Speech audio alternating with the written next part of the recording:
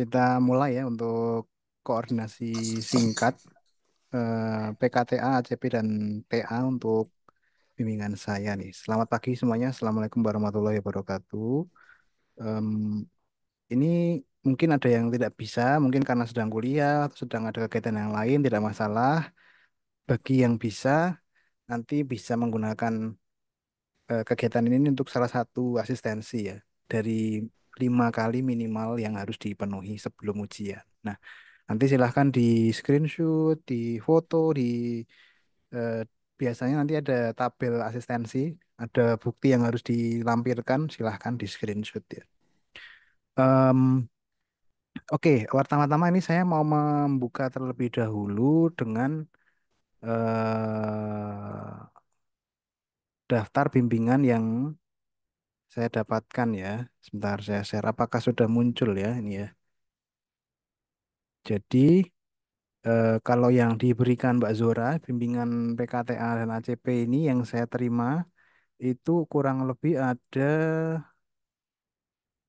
1, 2, 3, 4, 5, 6, 7, 8, 9, 10, 11, 12, 13, 14, 15, 20-an lebih gitu ya. Nah, em, minta tolong untuk teman-teman yang hadir di Zoom ini barangkali mengenal nama temannya yang ada di sini dan dia belum join grup WhatsApp PKTA ACP TA kita, tolong diinformasikan ya.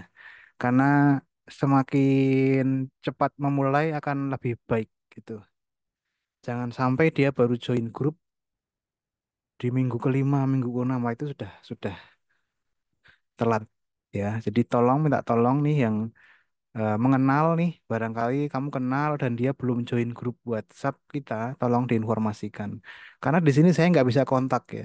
Saya tuh pengen kontak nama-nama ini, tapi saya nggak dapat nomornya, nggak dapat infonya. Jadi saya hanya bisa sampaikan melalui Zoom ini. Nanti mungkin barangkali kalau ada yang punya grup WA angkatan ya, boleh disampaikan yang link grup tadi ya, link WA tadi tolong disampaikan.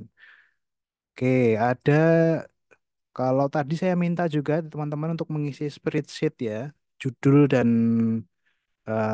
secara lengkap ya, nama, NIM, judul, terus judul fungsi ya, judul lokasi, judul pendekatan. Itu tadi masih normatif ya, masih bisa berubah, jadi nggak usah khawatir.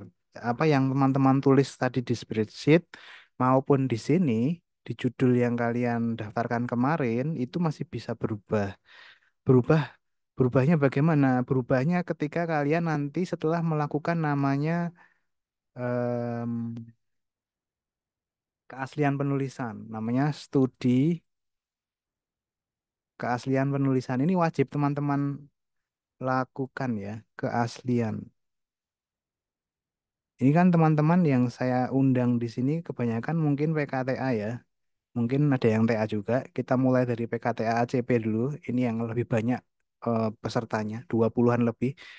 Ini silahkan dilakukan. Ini wajib studi keaslian penulisan. Kalau kamu bingung mencari, mengerjakan apa dulu, lakukan ini dulu teman-teman ya.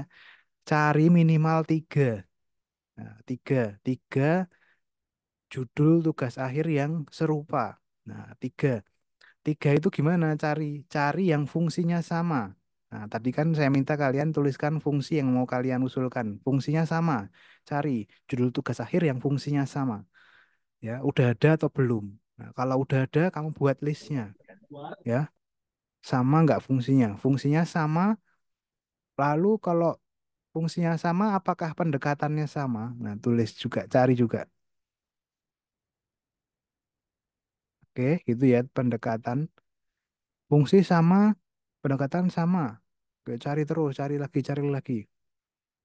Terus yang terakhir juga cari yang lokasi. Nah, ini teman-teman tidak boleh ketiganya ditemukan sama. Nah, jadi kalau misalkan aja ya ini yang Mas Fauzi, ini Mas atau Mbak ya? Mas mungkin ya. Mungkin ada di Zoom Mas Fauzi atau nanti bisa Iya Pak, saya menunjukkan. sendiri. Ada ya? Oke, baik. Misalnya nih Mas Fauzi ya. Mas Fauzi kan merencanakan pengembangan Taman Rekreasi Pemandian Cipanas. Ini mungkin fungsinya adalah taman Taman Rekreasi Pemandian Cipanas itu fungsi gitu kan. Itu kamu kamu cari gitu. Itu sama ada yang sudah pernah membuat. Kemudian pendekatannya arsitektur tropis ternyata juga sama, ada yang pernah buat. Lokasinya juga di Cipanas sama. Nah, itu nggak boleh ya. Artinya nanti akan eh, terdeteksi sebagai plagiarisme. Meskipun sebenarnya mungkin kalian belum tahu kalau sudah ada yang membuat itu ya. Jangan sampai ya. Jangan sampai ini terjadi ketika nanti kalian sudah mau lulus karena ada banyak terjadi kasus ya di luar sana. Itu kemudian dituntut plagiarisme yang kemudian nanti bisa membahayakan teman-teman semuanya. Jadi pastikan judul yang kalian ajukan ini belum pernah dibuat. Nah, belum pernah itu bisa jadi fungsi sama pendekatannya berbeda. Itu juga sudah baru ya, nggak masalah gitu. Nah, apalagi kalau fungsi beda pendekatan sama itu juga nggak masalah. Jadi tolong dilakukan minimal tiga ya, cari ya tiga judul tugas akhir yang serupa. Buat menjadi sebuah tabel yang isinya eh, tadi ya fungsi, pendekatan, lokasi, persamaannya di mana, perbedaannya di mana. Kayak gitu teman-teman. Saya sarankan lakukan dari sekarang, jangan nunggu-nunggu ya, mumpung masih semangat-semangat di minggu pertama ini ya. Gitu. Terus, nah, saya lanjutkan teman-teman. Tadi juga saya minta teman-teman untuk join classroom ya. Tadi sudah saya, sebentar, mungkin saya stop share dulu. Sudah saya bagikan linknya di WhatsApp group. Nah, teman-teman bisa join di Google Classroom. Coba saya share dulu.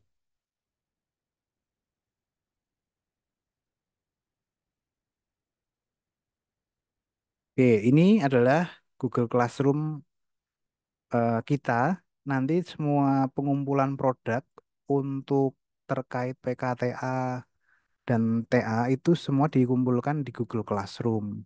Ya, jadi tolong segera bagi yang belum join Google Classroom, silahkan join. Nanti di sini ada pengumpulan progres, biasanya satu minggu sekali untuk eh, dihitung sebagai asistensi ya, minimal 5 kali. Jadi silahkan. 5 kali ini sebelum ujian ya, jadi kalau di total itu 10 kali. Jadi 5 kali sebelum ujian, 5 kali setelah ujian. Jadi tolong diperhatikan. Kalau belum 5 kali gimana? Nanti nggak bisa maju ujian. Jadi tolong diperhatikan. Untuk meminta tanda tangan nanti bisa di akhir sebelum maju ujian. Jadi tidak perlu khawatir, bisa nanti dikumpulkan dulu. Kalau sudah 5 kali gitu, boleh dimintakan tanda tangan asistensi gitu ya teman-teman. Terus kemudian untuk teman-teman PKTA juga sudah saya berikan link namanya suplemen. Nah, suplemen itu isinya apa? Suplemen itu isinya adalah ini teman-teman, kriteria penilaian dan juga template penulisan. Jadi teman-teman sudah saya berikan kisi-kisi apa saja yang perlu dipahami supaya bisa mengerjakan PKTA. Nah, ini coba saya buka terlebih dahulu ya.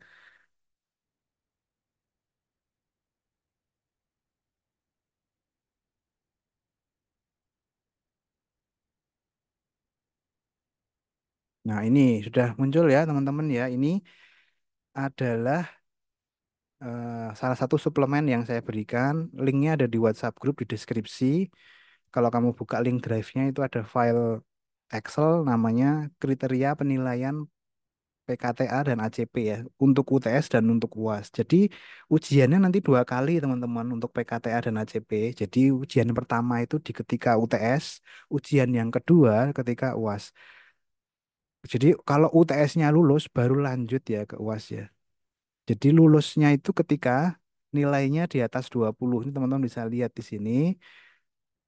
Dari mana 20 itu? Dari penilaian ini. Ada 1, 2, 3, 4. lima penilaian, ya lima konten, lima substansi yang akan dinilai. Kalau lebih dari 20 maka diperbolehkan lanjut ke tahap berikutnya. Nah, kalau kurang dari 20 sayang sekali harus diperbaiki terlebih dahulu ya. Oke, eh, pertama ini teman-teman. Jadi teman-teman bisa lihat yang warna biru ya. Yang warna biru ini nanti akan dinilai dari bab satu. Nah, bab satu itu isinya nanti tentang latar belakang. Kenapa sih kamu pilih judul itu? Seberapa penting sih judul itu kalau kamu angkat gitu ya. Dan ini semuanya harus bersumber dari data. Ini yang sering sekali teman-teman tidak lakukan.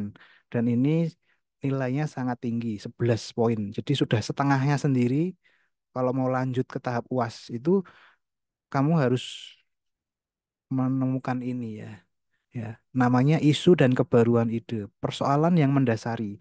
Maka harus ada sumber, tak tulis di sini ya teman-teman ya. Ini yang sering sekali teman-teman tidak lakukan. Cari sumber yang relevan dan juga aktual dan faktual. Nah, ini nih ada tiga kata tuh. Relevan, aktual, faktual. Relevan itu ya terkait dengan judulmu, fungsinya. Relevan nggak? Ya, dari lokasinya relevan nggak? Terus aktual. Aktual itu waktunya harus waktunya harus di paling tidak boleh melebihi dari 5 tahun gitu. Itu aktual. Kalau sudah lebih dari 5 tahun itu sudah tidak aktual. Barangkali permasalahan itu sudah terselesaikan. Paham ya teman-teman ya. Jadi kalau kamu ngambil permasalahan 10 tahun yang lalu itu bisa jadi sudah terselesaikan gitu. Sudah bukan jadi masalah lagi gitu. Ngapain diangkat lagi? Makanya itu faktual. Faktual itu fakta, beneran ada. Masalahnya itu memang ada, bisa dibuktikan gitu loh, bisa ditunjukkan memang ada. Nah, caranya gimana? Cari dari artikel, cari dari sumber-sumber yang terpercaya, website-website yang terpercaya, misalnya apa? Kompas, CNN, ya toh. Jangan blogspot itu nggak terpercaya ya. Itu siapapun bisa nulis gitu. Tapi kalau dari um, apa media informasi media apa namanya media cetak itu kan terpercaya gitu ya. Maka tolong ini dilakukan ya. Ini nilainya tinggi sekali. Nah, harus didukung dengan data secara kuantitatif dan data secara kualitatif. Jadi kalau data kuantitatif itu ada angkanya, ada ada peningkatan, ada penurunan, ada grafik, ada diagram. Itu namanya data. Kualitatif juga bisa. Kualitatif itu wawancara, wawancara dengan gubernur, wawancara dengan pemangku kebijakan, dengan presiden, itu namanya wawancara itu kualitatif. Ini tolong segera dilakukan terkait dengan judul. Pak, kalau misalkan nanti saya mau berubah judulnya boleh nggak, Pak? Boleh, silahkan. Jadi judul tidak akan saya larang ya. Judul tidak akan saya otak-atik. Silahkan kalian yang memilih dengan pertimbangan kalian sendiri. Bisa dari kesukaan kalian. Ada yang suka mendesain bangunan tinggi, silahkan. Ada yang suka mendesain bangunan kebudayaan, silahkan. Ada yang ingin mendesain dengan bangunan struktur high-tech dan sebagainya, silahkan. Tentunya nanti akan dicari dengan data-data yang relevan, aktual, dan faktual. Gitu ya teman-teman ya. Wajib ini yang harus teman-teman lakukan. Terus, nah, kalau nanti judul sudah fix, biasanya kemudian yang teman-teman perlu cari itu pustaka. Pustaka tuh referensi literasi, literatur. Ini yang biasanya cari-cari dari internet, contoh-contoh tugas akhir yang serupa, cari daftar pustakanya. Wajib, nah dituliskan di daftar pustaka. Jadi ini yang sering terjadi, tindak plagiarisme itu tidak menuliskan sumber. Jadi teman-teman tolong ya, jangan sampai terjadi lagi plagiarisme karena tidak menuliskan sumber di daftar pustaka. Pernah terjadi nggak Pak di tugas akhir di PKT-nya Pak Hendro? Grupnya ada, pernah terjadi. Dia tidak menuliskan sumber di daftar pustaka yang di bab 2 ini. Jadinya apa kemudian nilainya diturunkan satu satu tingkat. Jadi dia awalnya dapat B, kemudian diturunkan jadi 1C. Kan sayang sekali ya, hanya karena lupa menuliskan sumber daftar pustaka. Jadi semua literatur, semua sumber-sumber teori, standar, acuan tentang judulmu, tentang fungsi, tentang pendekatan, itu semuanya harus dituliskan di daftar pustaka. Jangan sampai terlewat. Ini ya teman-teman tak ingatkan sekali lagi, semua sumber, semua acuan, semua literatur, semua teori, semua referensi yang berhubungan dengan bab 2 yang kamu tulis di bab 2 ini ya, acuan adalah bab 2, semuanya muncul di daftar pustaka. Yes, oke ya. Lanjut berikutnya. Nanti kalau sumber ini sudah lanjut ke bab bab 2. Masih di bab 2 juga tadi terkait dengan studi kasus. Nah, ini sebenarnya tadi saran saya juga lakukan seperti keaslian penulisan. Tapi bedanya kalau ini kalau tadi keaslian penulisan itu judul tugas akhir, kalau ini adalah karya-karya bangunan yang dijadikan referensi. Misalnya tadi kan Mas Fauzi tadi kan mau mendesain pengembangan taman rekreasi dengan pendekatan arsitektur tropis gitu kan. Jadi cari studi kasus dengan studi kasus dengan fungsi sama. Cari yang pertama itu, cari satu. Yang kedua cari studi kasus dengan pendekatan sama. Studi kasus itu kayak kamu studio kemarin itu loh, cari contoh-contoh bangunan. Pak, boleh nggak Pak kalau bangunannya itu belum terbangun atau masih berupa konsep? Boleh, tapi saya sarankan yang sudah terbangun. Karena apa? Supaya bisa kamu lihat langsung bentuknya, objeknya seperti apa, seberapa besar. Kalau bisa kamu kunjungi, kamu bisa. Kalau berupa batasan sebatas konsep itu masih masih berupa ide yang belum terwujud dan belum belum begitu baik untuk dijadikan referensi. Tapi boleh nggak Pak? Boleh, boleh. Ya boleh. Lebih baik sudah terbangun dan jelas arsiteknya siapa, datanya bisa kamu cari, ya kan? Penerapannya di mana aja. Jadi misalkan gini, kenapa saya bilang studi kasus fungsi sama, studi kasus pendekatan sama, dan yang terakhir studi kasus sama, studi kasus dan pendekatannya sama. Jadi tolong dicari ini minimal masing-masing satu ya. Paling tidak ada tiga yang harus kamu dapatkan. Yang pertama studi kasusnya sama. Kalau tadi kamu bikin taman rekreasi, cari yang fungsinya sebagai taman rekreasi. Pak, tapi kalau di luar negeri itu namanya itu bukan taman rekreasi tapi em, misalnya youth center misalnya gitu. Ya nggak apa-apa silahkan. Yang kamu anggap sama gitu. Terus nanti kemudian harus kamu analisis. Nah ini yang jangan lupa ya. Setelah kamu cari itu, kamu analisis, kamu datanya, kamu tunjukkan denahnya, side plan-nya, alur alur sirkulasinya, terus perspektifnya. Jadi kamu kamu kumpulkan sebanyak-banyaknya. Itu ya. Terus yang kemudian pendekatan sama. Untuk pendekatan sama tadi itu kan pendekatannya Mas Fauzi arsitektur Tropis, Pak. tropis ya. Nah, itu kamu cari studi kasus, studi referensi bangunan yang menggunakan pendekatan arsitektur tropis. Apakah fungsinya harus taman rekreasi? Boleh beda. Ini boleh beda yang nomor dua ini ya. Arsitektur tropis. Kalau arsitektur tropis itu apakah nanti berdasarkan lokasi, apakah berdasarkan apa nih? Terus dianalisis aplikasinya di mana gitu. Jadi kalau fungsi tadi dapat standar ya, eh, program ruangnya apa aja sih ruangan-ruangan yang didapat yang ada di dalam gitu. Jadi eh, mendapat tujuannya studi kasus fungsi yang sama itu apa sih mendapatkan program ruang ya. Ya, barangkali dapat ukurannya, dapat dapat zonasinya lebih bagus lagi. Nah, kalau pendekatan sama tuh apa sih tujuannya mendapatkan aplikasi desain. Jadi kalau mendesain dengan arsitektur tropis itu penerapannya di mana aja sih? Oh, ternyata di atap. Oh, ternyata di material. Oh, di fasad. Oh, di tinggi bangunan. Oh, di nah itu tuh kamu tunjukkan gitu. Ini studi itu namanya ya.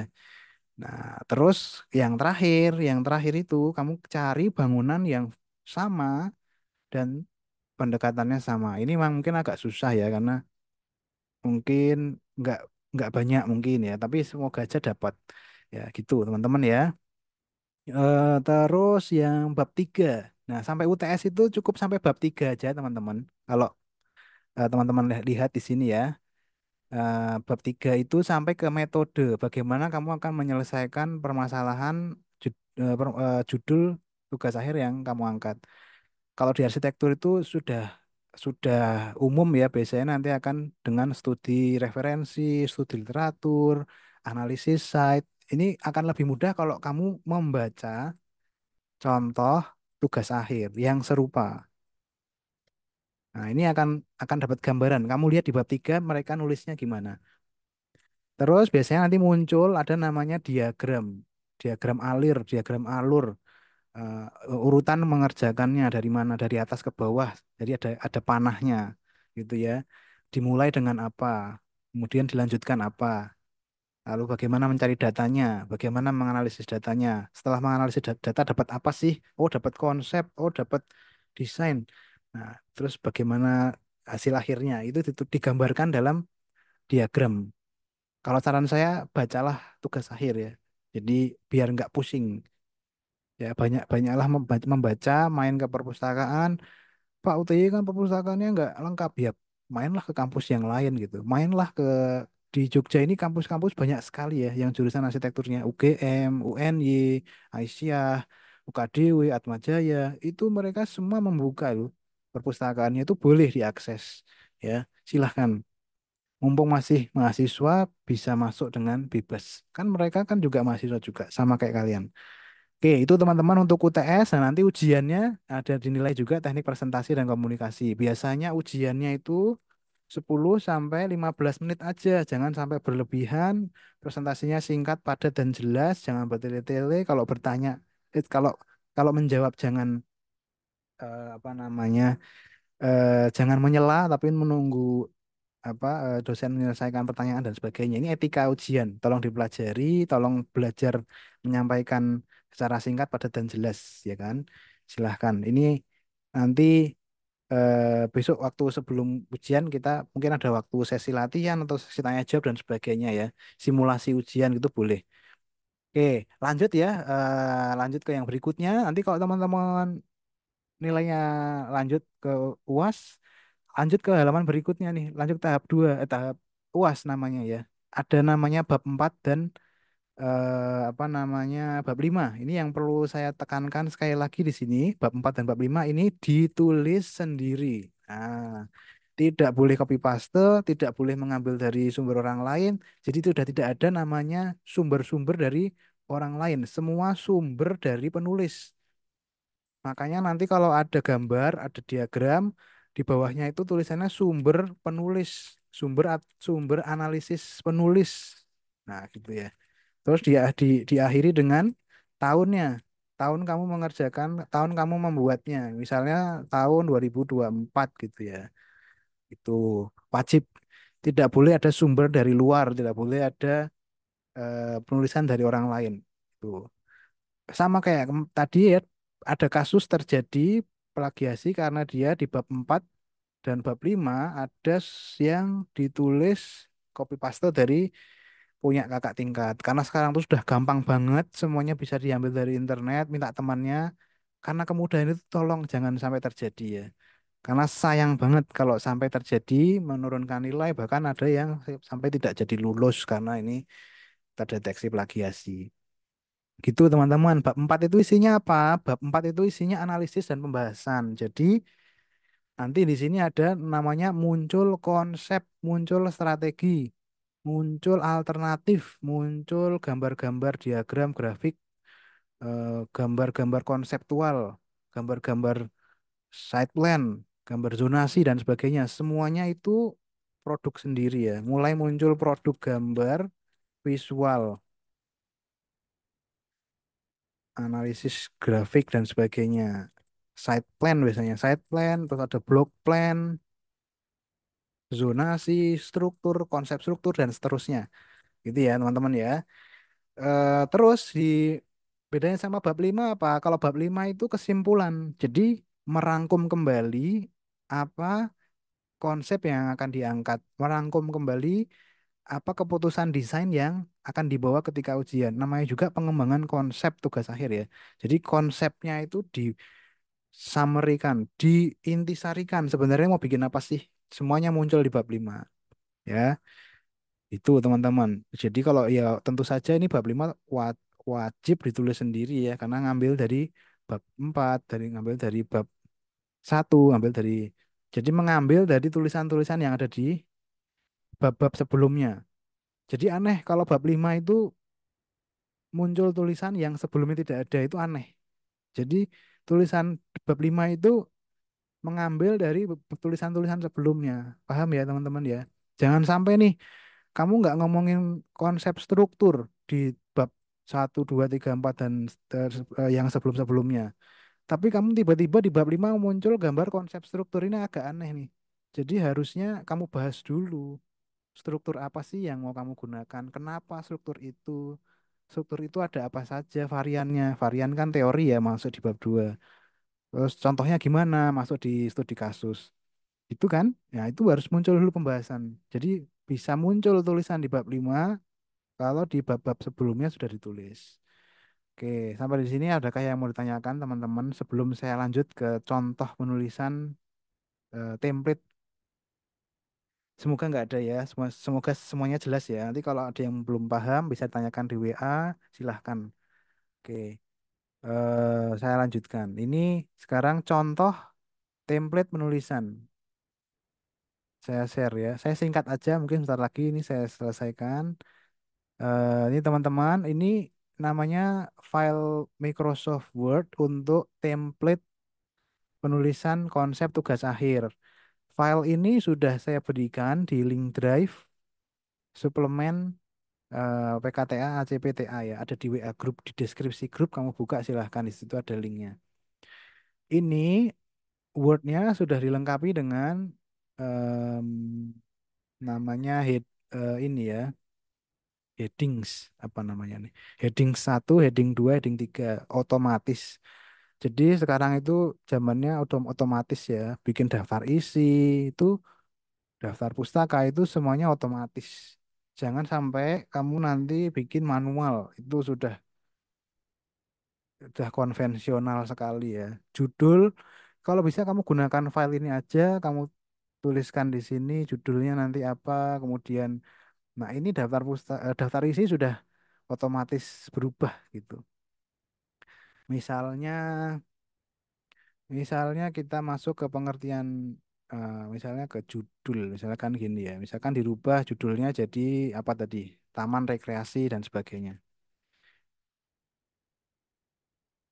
Ini nanti judulnya akan berubah, jadi sudah otomatis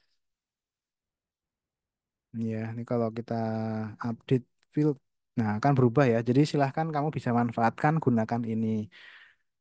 Bisa mulai nyicil. Ini kan ada banyak nih. Jadi dari bab 1 itu ada pengertian judul. Ini kamu bisa mulai isi aja pengertian judul. Pengertian judul, tadi perancangan taman rekreasi. Ini sering terjadi teman-teman tidak apa namanya mempersingkat ya pengertian ya.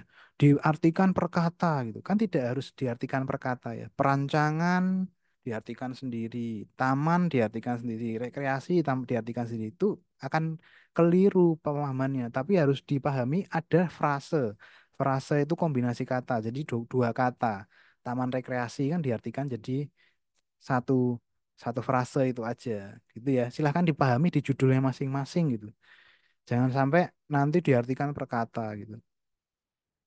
Diartikannya misalnya kita ngambil contoh punya Mas Fauzi tadi ya, pengembangan taman rekreasi, pengembangan. Nah, pengembangan itu artinya apa sih gitu ya. Pengembangan, kalau pengembangan itu berarti mungkin ada sesuatu yang sudah dibuat sebelumnya. Pengembangan itu melanjutkan. Nah, kalau perancangan kan berarti merancang yang belum, sesuatu yang belum ada, merancang. Tanahnya masih kosong. Mungkin kalau pengembangan tuh fasilitasnya udah ada, tapi ditambahin apa nih gitu kan kayaknya pemahaman saya gitu. Terus taman rekreasi gitu, apa pengertiannya pemandian? Apakah taman rekreasi pemandian Cipanas itu satu frase yang bisa diartikan secara langsung gitu, di lokasi apa gitu misalnya. Fungsinya tuh bermacam-macam taman rekreasinya, misalnya gitu. Ini kalian yang lebih paham ya, tentunya. Judul ini kan kalian pilih dengan sukarela tanpa ada paksaan, tanpa ada ya kan, semua memilih karena kesukaan kan. Jadi tolong karena sudah suka, yang saya pahami ya kalian melakukan dengan semangat gitu. Jadi ya nggak ada alasan lagi tidak semangat karena judul nggak sesuai ya. Jadi saya nggak akan mengatur itu. Silahkan kalian tentukan gitu. Saya mungkin akan membantu kalau seandainya teman-teman bingung Pak. Bingung Pak, ini pendekatan saya cocok nggak ya? Kira-kira apa ya? Kita bisa diskusi gitu. Tapi kalau keputusan akhirnya ya kamu sendiri silahkan yang memilih gitu. Oke, untuk beberapa tips memilih pendekatan ya, ini juga mungkin teman-teman bisa lakukan. Pendekatan itu subjektif, tidak ada yang benar dan tidak ada yang salah ya. Karena pendekatan itu akan membuat sesuatu menjadi lebih unik, membuat kamu banget gitu. Apa sih yang membedakan dengan orang lain? Ya pendekatan itu. Kayak kamu em, menghubungi seseorang, pendekatan itu ada yang secara langsung, tatap muka, ada yang secara online via WA, ada yang dengan email, ada yang dengan surat. Itu kan semuanya boleh gitu. Tapi mana kira-kira yang paling efektif ya kan? Mana kira-kira yang menyelesaikan masalah? Mana yang kira-kira paling efisien? Ya itu kan kalian yang memilih gitu. Namanya nanti muncul di latar belakang pendekatan. Nah, ada juga pemilihan kenapa sih pendekatan itu dipilih? Memangnya masalah apa yang akan diselesaikan? Itu ya, teman-teman ya. Jadi memilih pendekatan itu diharapkan membantu menyelesaikan masalah ya. Masalah yang muncul di fungsinya gitu. Jadi tolong dipertimbangkan dengan seksama. Karena memang nggak ada yang melarang, nggak ada yang salah, pendekatan apapun boleh. Tapi apakah cocok? Nah, itu yang akan menjadi persoalan. Apakah itu efektif? Apakah itu efisien dalam menyelesaikan masalah? Silahkan nanti dibahas di latar belakang pendekatan. Terus kalau latar belakang masalah tadi sudah saya sebutkan tadi harus ada data ya, data sumber dan sebagainya. Latar belakang lokasi itu ini lokasi secara umum di lokasi yang kalian pilih apa kalian ajukan sebagai judul. Apakah di sana itu memang fungsi itu belum ada? Apakah itu di sana lokasinya ada pengembangan dari pemerintah yang terkait dengan rencana tata ruang dan wilayah, gitu kan? Eh, jadi itu maksudnya ya. Belum sampai ke site ya, belum sampai ke ukuran site itu bukan bukan itu. Itu nanti masuknya ke bab 4. Ini itu masih ke em, isunya. Isu itu kenapa sih di lokasi itu akan dikembangkan fungsi A, B, C gitu. Dari mana kamu bisa mendapatkan informasi itu gitu, dari mana kredibilitasnya itu semua ditulis di sini, latar belakang. Oke, gitu. Cakupan masalah, permasalahan umum dan khusus. Permasalahan umum itu permasalahan nanti ditulis aja bagaimana merancang fungsi eh, di lokasi gitu. A, B, C gitu ya. Itu permasalahan umum. Kalau permasalahan khusus bagaimana merancang fungsi A dengan pendekatan A di lokasi A, itu namanya permasalahan khusus. Jadi kalau permasalahan umum itu permasalahan dalam perancangan tanpa ada kaitannya dengan pendekatan. Tapi kalau permasalahan khusus itu sudah mulai masuk bagaimana mengaplikasikan pendekatan pada fungsi yang kalian angkat. Gitu ya. Oke, mungkin masih pada bingung nggak apa. Bacalah tugas akhir yang serupa, nanti mungkin kalian akan dapat dapat apa insight ya. Oke, lanjut. Atau mungkin itu dulu aja. Nanti silahkan teman-teman download ini, coba pelajari, coba baca gitu ya. Coba dicerna gitu. Mungkin ini terlalu cepat dan terlalu singkat. Nggak apa-apa karena ini masih awal, dipahami, dipelajari. Mungkin terakhir sebelum saya tutup di sini ada pembahasan arsitektural dan pembahasan non arsitektural. Ini yang perlu kalian pahami juga. Tidak semua masalah bisa kamu selesaikan, terutama masalah non arsitektural. Yang bisa kalian selesaikan adalah permasalahan arsitektural itu secara langsung. Misalnya apa? Sirkulasi, misalnya apa? Estetika, fasad, misalnya apa? Energi, misalnya apa lagi? Struktur. Itu kan secara arsitektural bisa kalian selesaikan. Tapi kalau non arsitektural bisa nggak kalian selesaikan? Bisa, tapi nggak secara langsung. Misalnya apa? Ekonomi, misalnya apa? Budaya, misalnya apalagi pendapatan daerah itu kan nggak secara langsung. Jangan sampai kalian terjebak pada permasalahan non arsitektural ya. Kalian kan jurusannya arsitektur, mau jadi arsitek. Jadi ya yang diselesaikan utamanya itu permasalahan arsitektural. ya. Ini sering sekali nih banyak mahasiswa yang terjebak menyelesaikan permasalahan-permasalahan non arsitektural. Makanya terus dibilang ini kayaknya mau jadi gubernur nih nggak jadi arsitek gitu ya. Tolong dipahami. Cari permasalahan arsitektural yang bisa kalian angkat. Estetika itu juga masalah. Ikon kota butuh ikon itu juga masalah. Kota butuh bangunan yang modern itu juga masalah. Kota butuh akses sirkulasi mudah untuk ke bandara misalnya ya, bandara yang mudah diakses itu kan juga masalah.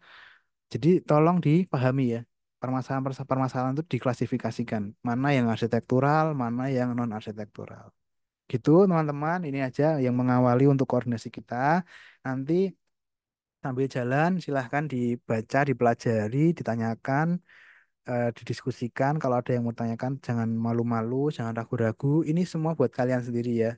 Kalian yang mau cepat lulus kan, tadi saya sudah menanyakan di spreadsheet, apakah kalian sanggup untuk lulus tepat waktu? Silahkan diikuti teman-teman.